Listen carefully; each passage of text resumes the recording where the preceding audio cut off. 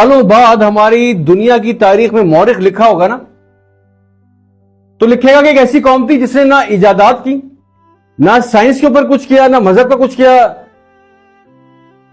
نہ کبھی اس نے آگے کا سوچا فارورڈ پلان کی خدا کا خوف کرو. کیا لکھا جائے گا یار ہمارے بارے میں؟ سوچے کبھی؟ ایک عبرت ناک مضمون ہوگا، یہ اس وقت کے بچوں کو پڑھایا جائے گا ایک عبرت ناک قوم کی طرح.